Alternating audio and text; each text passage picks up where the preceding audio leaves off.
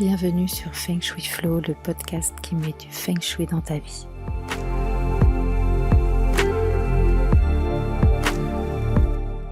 Je suis Aude Charot.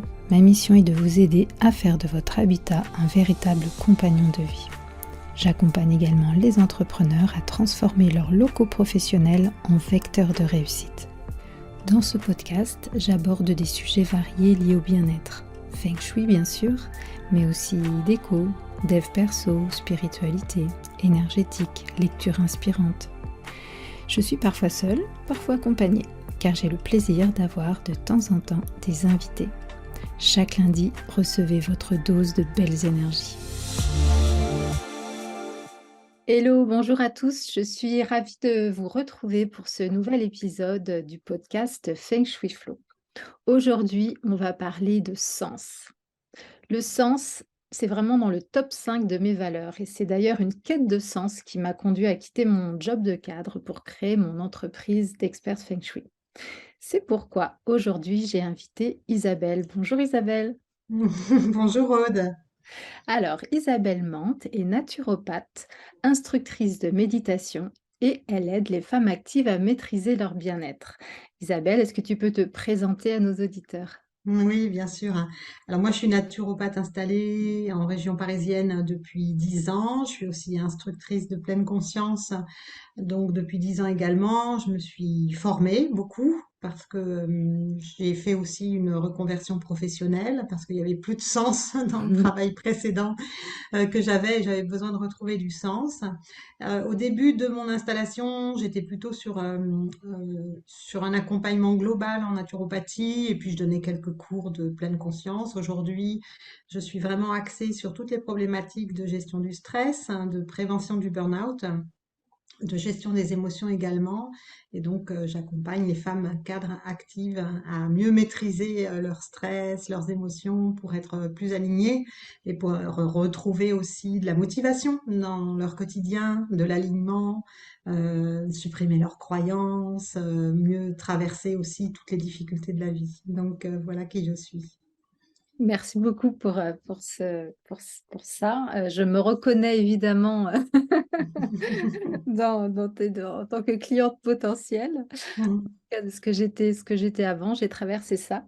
Et justement, ma première question, ce serait, bah voilà, pourquoi est-ce que cette perte de sens, en fait, elle a tant d'impact sur nous? Alors, elle a tant d'impact parce que on a besoin d'avoir une certaine motivation au quotidien pour faire les choses. Cette motivation, elle nous permet d'avancer, de progresser, de se développer, et on a besoin de se développer en tant qu'humain. Et quand on se retrouve dans un travail où il n'y a plus de sens, on commence déjà par s'ennuyer. On ne sait pas à quoi servent les tâches qu'on fait au quotidien. On commence par se désengager aussi de l'activité de l'entreprise, mais aussi de se désengager auprès de ses collègues. On n'arrive plus à trouver une certaine cohérence. La motivation qui commence à s'effriter, ben, fait qu'on arrive en traînant les pieds. Du coup, ça a un impact forcément sur notre humeur, sur nos émotions.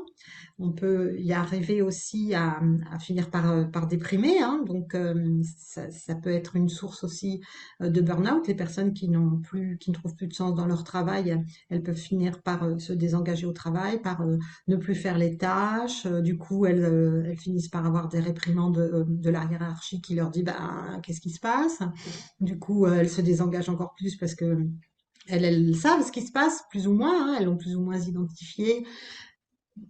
Parfois, c'est un peu vague, c'est-à-dire qu'on ne sait pas trop pourquoi on parvient pas à se motiver pour aborder ce dossier-là. On se dit, mais pourquoi j'arrive pas à faire ce truc? Je repousse d'une journée à l'autre, il y a les trucs qui s'empilent sur mon bureau, et on ne parvient pas toujours à identifier que c'est un manque de sens, et qu'on ne sait pas à quoi ça va servir.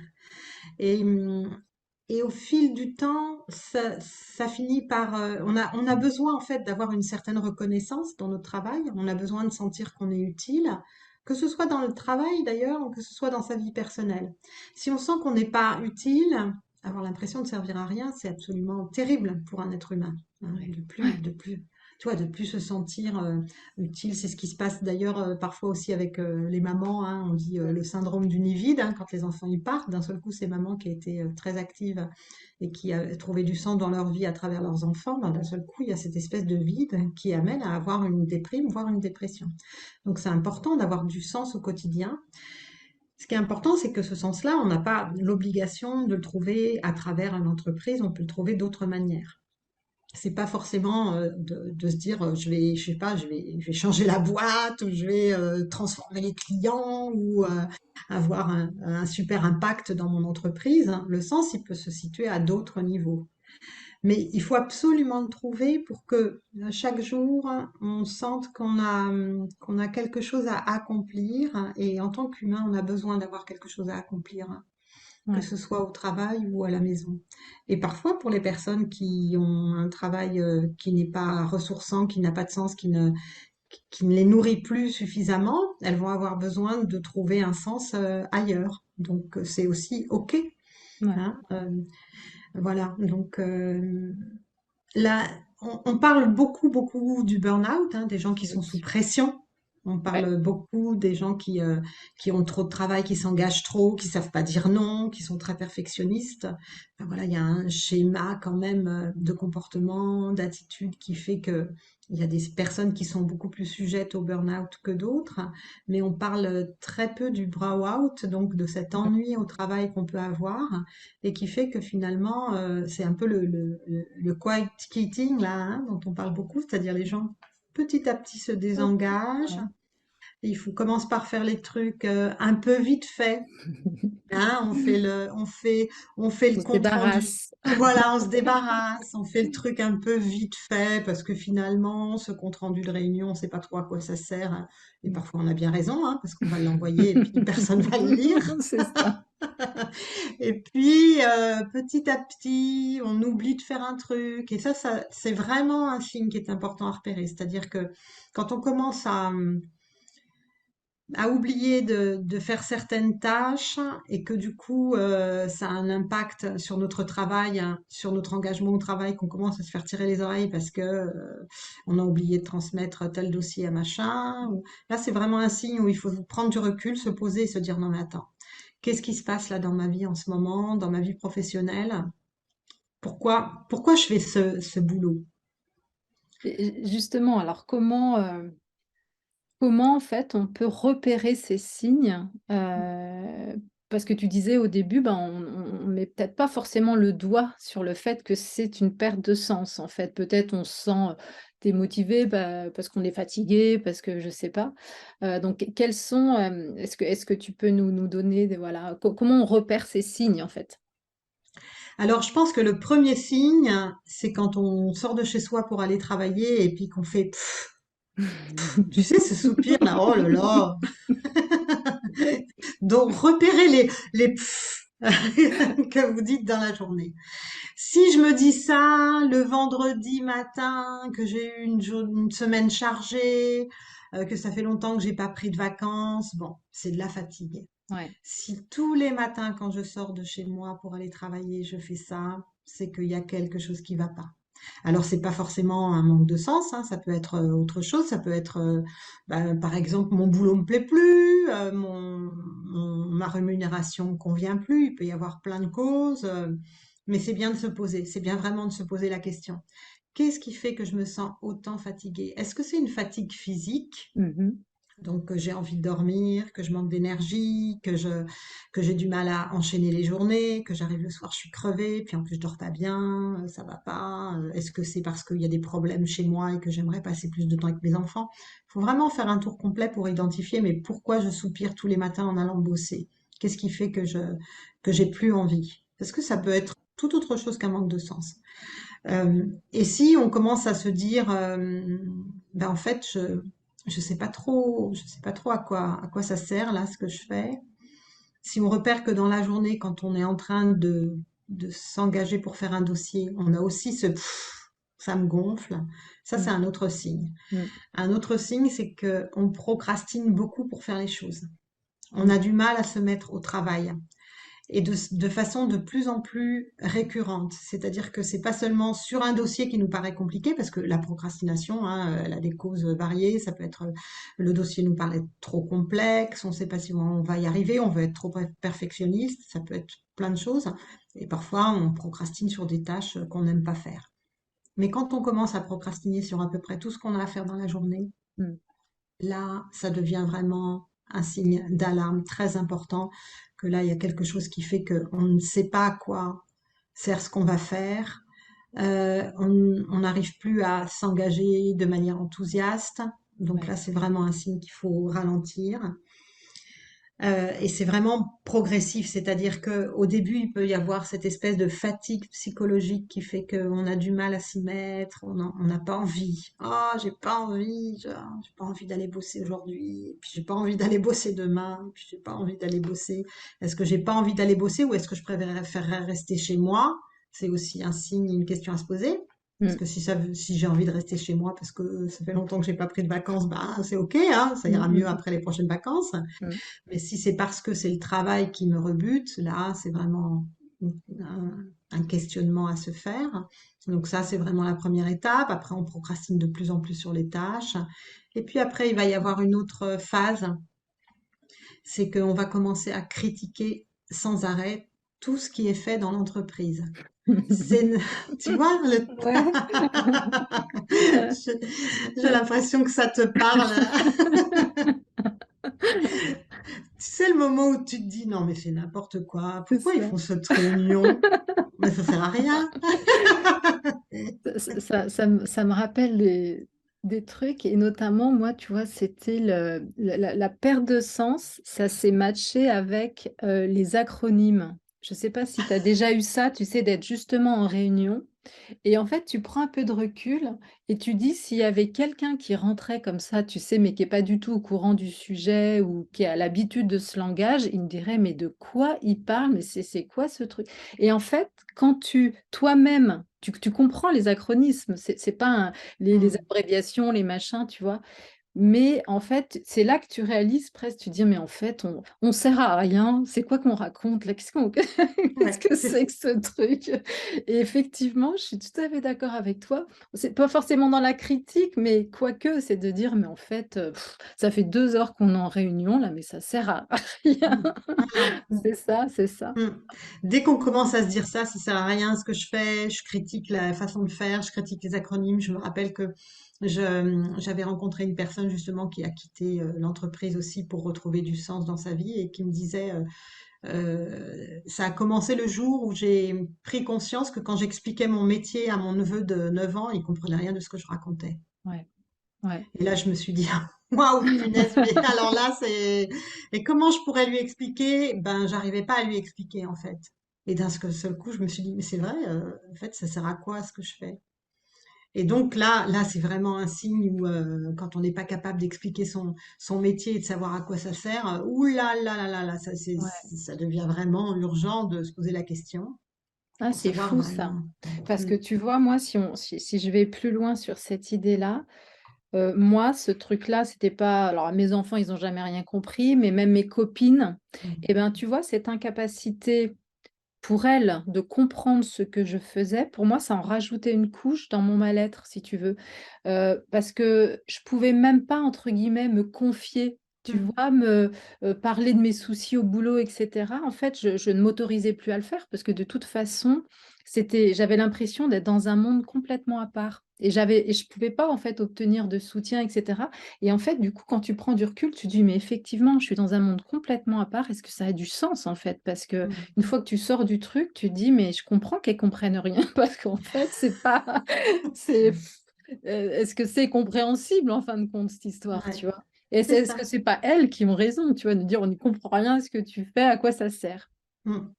Alors qu'à l'inverse, tu vois, il y a pas longtemps, je discutais avec un monsieur qui a un poste important et que voilà, je vais pas nommer le groupe, mais dans un gros groupe pharmaceutique.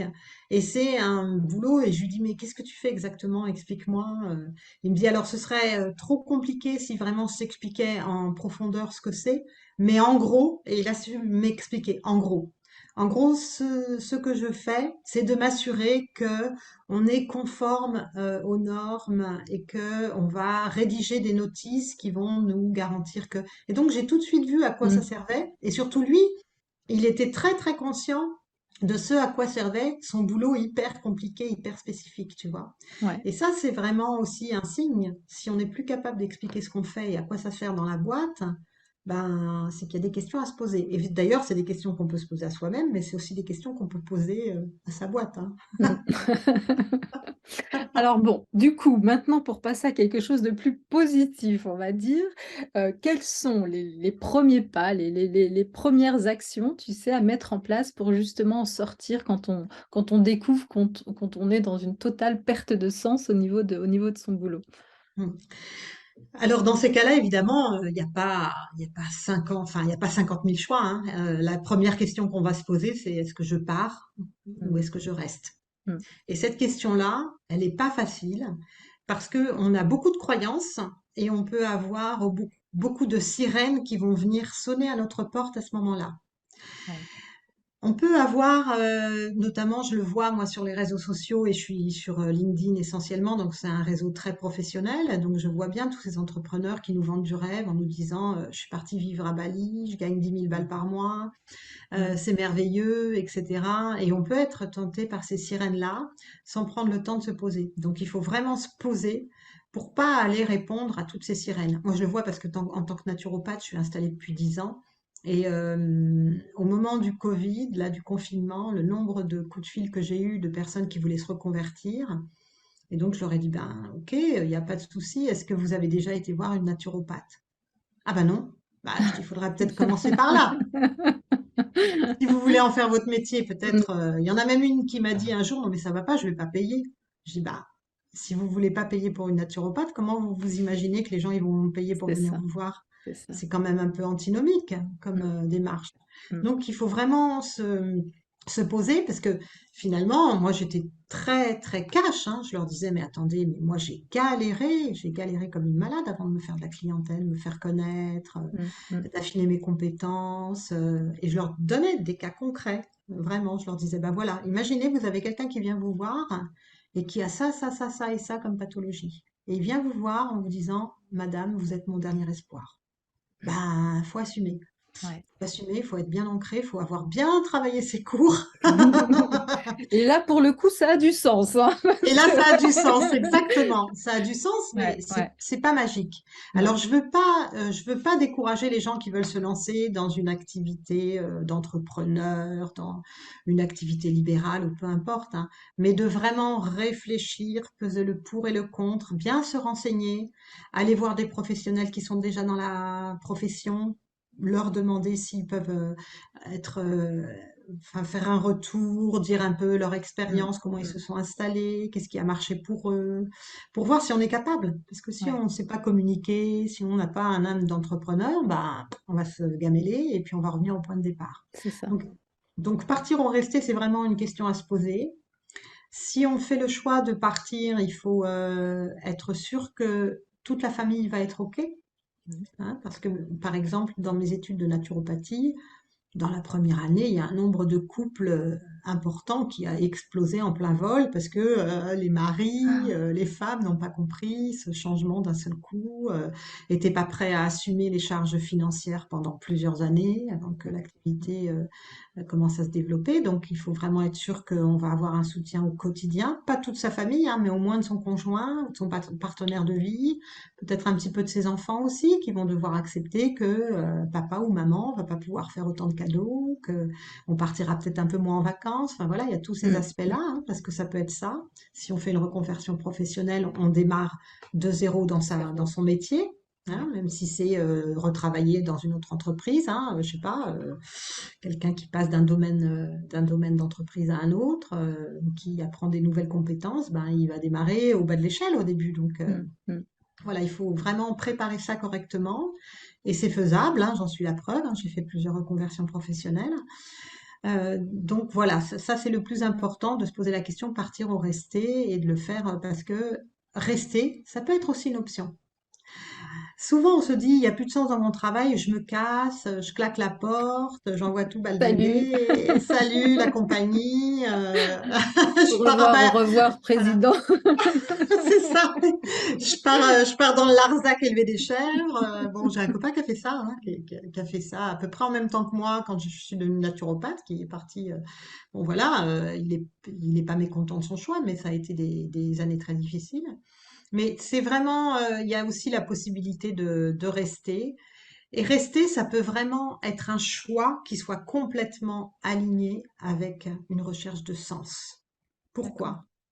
Parce que parfois, ce qu'on a besoin dans le moment, c'est pas forcément de s'éclater au boulot. Parfois, ce qu'on a besoin dans le moment, c'est d'avoir de la sécurité financière, par Mhm, exemple. mhm. Je sais pas, on a ces ados qui viennent de rentrer dans une école prépa, je sais pas quoi, c'est peut-être pas le moment d'aller tout baldinguer et de leur dire, bah maintenant, il va falloir que tu trouves 3 jobs pour payer ton appart à l'autre bout de la France. Enfin Mm, voilà. mm. Pour nous, c'est plus important d'avoir cette sécurité financière qu'on va apporter à sa famille ou à soi-même que de trouver du sens dans son quotidien. Donc c'est Ouais. pour ça qu'il faut vraiment se poser la question.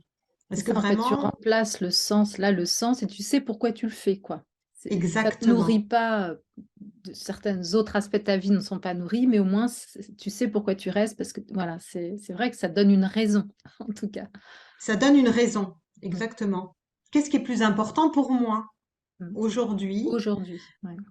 Voilà. Et peut-être ça changera dans 6 mois, dans un an, mais au moins aujourd'hui, qu'est-ce qui est le plus important? Si je m'en vais là, que d'un seul coup, même si je négocie une rupture conventionnelle avec un peu de chômage, voilà, est-ce que je suis OK de gagner moins ma vie? Est-ce que ça va me faire flipper à mort encore plus?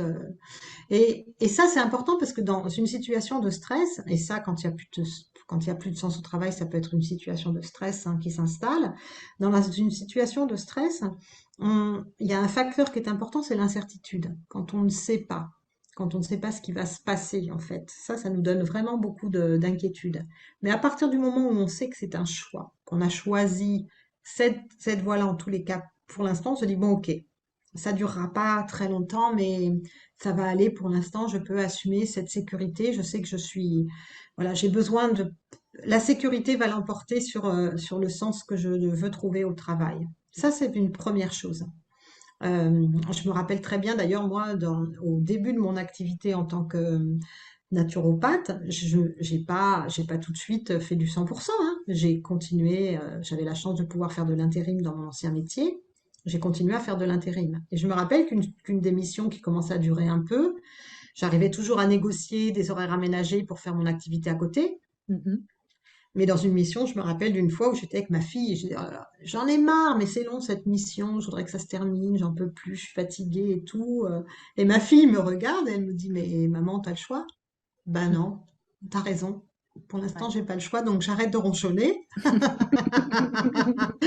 en me disant que c'est chiant d'avoir Mm, ces deux mm, boulots, d'assumer. Pour l'instant, j'ai pas le choix. Et voilà, donc c'est toujours intéressant quand il y a quelqu'un qui nous fait ce retour-là. Et donc, des fois, le choix, c'est de rester pendant un petit moment. Et après, le sens, on peut le trouver. Si on ne le trouve pas dans les tâches ou plus globalement, par exemple, si on ne sait pas à quoi sert notre job, bah déjà, la première chose, c'est qu'on peut demander à son manager, mais écoute, voilà, moi j'ai du mal en ce moment à trouver du sens à ce que je fais, explique-moi pourquoi, à quoi ça sert que je fasse c'est ça. cette tâche-là, Mm, ce job-là, mm, à quoi ça va servir derrière. Parce que parfois on ne le sait pas, mais ça sert vachement ce qu'on fait. mm. Si je fais un super tableau de reporting, mais je ne sais pas à quoi il va servir derrière, bah forcément c'est super chiant. C'est Mm. vraiment hyper démotivant. Mais par contre, si je vais voir les personnes qui sont destinataires de ce tableau, si je vais les rencontrer, je leur dis, ben voilà, je suis en train de préparer le tableau là, toi, tu vas t'en servir pourquoi? À quoi ça va te servir? Et que les gens me disent, mais tu peux même pas t'imaginer le temps que ça va me faire gagner sur ce truc-là, ce truc-là, ce truc-là. D'un seul coup, le sens, il est de servir mes collègues. Ouais. Tu vois? Il est Mm. voilà, de rendre service à quelqu'un d'autre dans la société qui va pouvoir vraiment avoir des bénéfices à avoir mon travail. Et du coup, mon travail, ma tâche, là, elle prend un autre sens. Mm. Tu vois? Ouais. Et puis, si je fais que des tâches, ben, j'ai du mal à identifier le sens. Ben, je peux questionner aussi mes managers, leur demander de me donner d'autres trucs qui auront plus de sens, de m'engager sur un nouveau petit projet au sein du service ou au sein de l'entreprise. Il y a certaines personnes qui vont s'engager, ben, ils vont aller demander si le CE a besoin d'un coup de main, si d'autres Mm. structures ont besoin d'un petit coup de main, même quelques heures par semaine.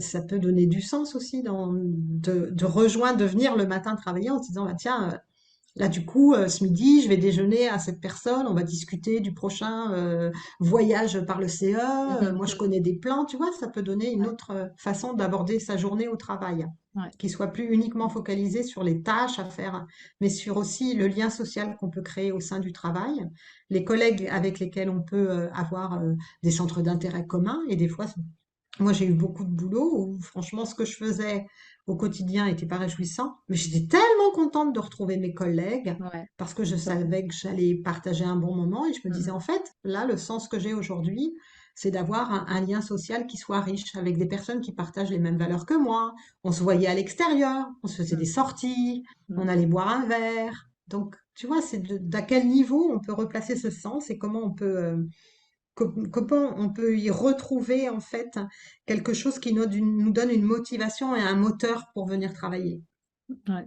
Et puis tu vois, pour rebondir sur ton histoire de reporting, par exemple, quelque part, parfois, ben, ça peut aussi vraiment être le moment de se poser la question et de challenger peut-être sa hiérarchie aussi, de dire, mais est-ce que ce tableau, ce truc, ce rapport, il sert vraiment à quelque chose?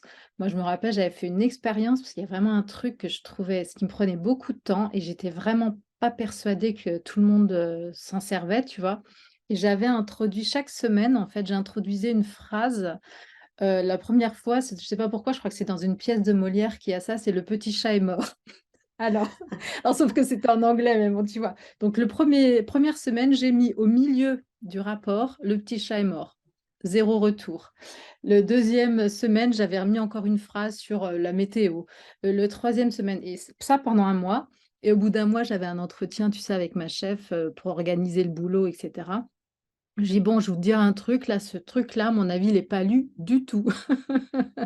Parce Ouais, que tu vois, ça fait 3 semaines, 4 semaines que je donne des trucs comme ça juste pour voir si quelqu'un m'envoie un petit smiley ou me dit: «Ah, au fait, j'ai vu ta petite blague». Non, non. Donc on a arrêté le truc et on a eu zéro demande, voilà. Donc tu vois, là, au moins, ça a été truc, il y avait zéro sens dans ce truc, mais c'était vrai, en fait, «vrai» entre guillemets, mmh, quoi. C'est-à-dire que bien ça sûr. ça a permis de challenger effectivement. Bien sûr, ouais, ouais. Non, c'est une très très bonne technique. J'ai un copain qui l'avait fait sur effectivement un compte rendu de réunion. C'était toujours lui qui s'y collait et il trouvait ça hyper casse-pied parce que ça lui prenait du temps. Et un jour, il a dit, OK, je vais envoyer comme toi. Il a mis une phrase au début qui n'avait rien, Rien au à milieu voir. du truc qui n'avait rien à voir. Il dit, écoute, sur les 25 personnes qui ont reçu le truc, il y a une personne qui m'a appelé en me disant, dis donc, très drôle, ta petite phrase et tout. Ouais, ouais. À la réunion suivante, il est arrivé et il a dit, voilà, aujourd'hui, il n'y aura pas de compte rendu. Mmh. Et il a expliqué pourquoi. Et tout le monde a dit, bah, c'est OK, en fait, parce que chacun prend des notes et c'est ce qu'il a à faire en sortant de la réunion. C'est ça, c'est ça. Mais Voilà, parfois, c'est c'est ça. ça, c'est vrai. Et c'est Mmh, donc du coup, c'est bien aussi parce que finalement, les mmh, sensations qu'on a de perte de sens peuvent aussi être des pistes aussi pour remettre en cause certaines choses. Donc, ouais, c'est pas forcément nous, entre guillemets, le problème, je veux dire, mmh, hein, non. tu vois. Ouais, Donc, mais bien sûr, c'est pas le problème. D'ailleurs, c'est rarement le problème, hein. C'est souvent dans l'entreprise aujourd'hui, tout le monde est d'accord pour dire qu'il y a quand même une grosse perte de sens parce que les tâches sont souvent très fractionnées. Tu vois, moi, j'étais assistante de direction avant mon ancien métier. Quand j'ai commencé dans cette profession, qui était déjà aussi une reconversion professionnelle, j'étais secrétaire de projet. Bah, en tant que secrétaire de projet, si tu veux, je menais la barque de tout. C'était moi qui installais les équipes clients, qui commandait le matériel, qui commandait les accès, qui distribuait les bureaux, qui faisait les plans de bureau, enfin, tu vois, j'étais très globale, qui définissait comment on allait classer le document. Enfin, c'était très, très riche.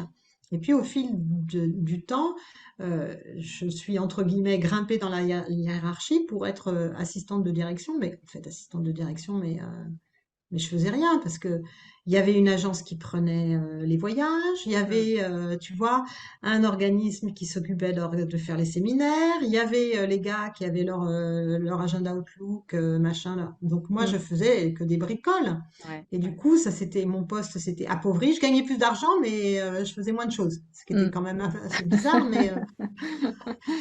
mais moi, ça me convenait très bien. Tu vois, ça m'allait. À ce moment-là, ça m'allait parce que, voilà, à ce moment-là, j'étais contente d'avoir un truc qui me prenne pas trop la tête. Ouais. C'était parfait.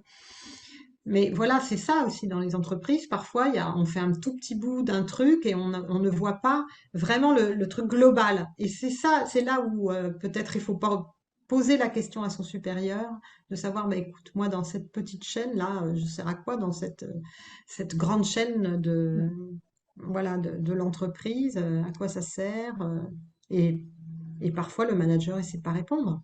Et là, ça devient vraiment un problème. Ouais, ouais, ouais. Mm. J'ai bien aimé tout à l'heure quand tu as dit, ben voilà, essaie de voir justement à qui tu apportes. Peut-être que en faisant une petite enquête autour de toi, tu te rends compte que Mm. finalement le truc que tu te demandes si ça sert à quelque chose, finalement ça aide telle Mm. personne, etc. Puis en plus, si c'est des personnes avec qui tu connectes bien et avec qui ça fit bien, c'est encore plus sympa parce qu'à la limite, en faisant le truc, tu penses à cette personne et puis ça va moins te gonfler, quoi. Tu vas te dire, bon, allez, c'est pour elle que je le fais, à la limite. S'il y Mm. avait qu'une personne, tu sais, à qui tu peux faire plaisir, quoi. Donc, Ouais, c'est ça. J'avais eu ce cas avec une personne que j'accompagnais dans mon programme qui avait des gros problèmes de procrastination justement et qui avait un reporting à faire tous les mois et qui avait du mal et qui stressait beaucoup par rapport à ça. Et en fait, je lui ai dit, bah, écoute, va rencontrer les différents interlocuteurs. Tu prends ton temps, en fait, c'est pas urgent. Tu leur demandes de prendre 10 minutes pour expliquer à quoi ça sert, qu'est-ce que c'est ton boulot, etc. Et au fil des semaines, elle avait compris à quoi servaient les différents éléments qu'elle devait regrouper. Et d'un seul coup, ben, c'était plus du tout la même tâche. mm, Elle comprenait pourquoi elle faisait ce truc-là, qui lui prenait beaucoup de temps dans son agenda, hein, à certains moments du mois, mais en tous les cas, d'un seul coup, elle était beaucoup plus motivée, puis en plus, elle comprenait pourquoi il fallait qu'elle aille récolter ses données, pourquoi certaines personnes lui répondaient pas tout de suite, et la mettait un petit peu en urgence. Du coup, il y avait beaucoup de fluidité, il y avait beaucoup de compréhension qui s'était installée, elle avait connecté avec les équipes, donc mm. tout son quotidien a été changé simplement en ayant décidé d'aller se rencontrer les personnes qui étaient destinataires, tu vois. Mm. Bah, écoute, je te remercie beaucoup pour toutes ces premières clés, en tout cas, Oui. parce que je pense qu'effectivement, si nos auditeurs, en écoutant ça, commencent à percevoir effectivement des Mm. signes, ils auront tout de suite, effectivement quelques clés pour voir comment sortir de cette perte de sens. Mm. Bah, écoute, je mettrai tes coordonnées, bien évidemment, dans le descriptif de l'épisode pour permettre à nos auditeurs de te contacter s'ils en Mhm. ressentent le besoin. Hésitez pas non plus, à nous faire un retour, ou à nous partager vos expériences. On a toutes les 2 des réseaux sociaux, donc c'est pas compliqué de nous trouver, et d'échanger, via des commentaires, par exemple. Ça nous fera super plaisir, de vous lire. Au revoir Isabelle. Au revoir, Aude. Ciao, ciao. Merci pour votre écoute d'aujourd'hui. Pour aller plus loin, n'hésitez pas à lire les articles très détaillés que j'écris chaque semaine sur le blog de mon site fengshui-expert.fr. Pour ne rien rater des prochains épisodes, suivez-moi sur votre plateforme de podcast préférée ou sur mes réseaux sociaux. Vous me trouverez sous le nom Aude à la déco. Merci beaucoup, à bientôt et d'ici là, restez dans le flow.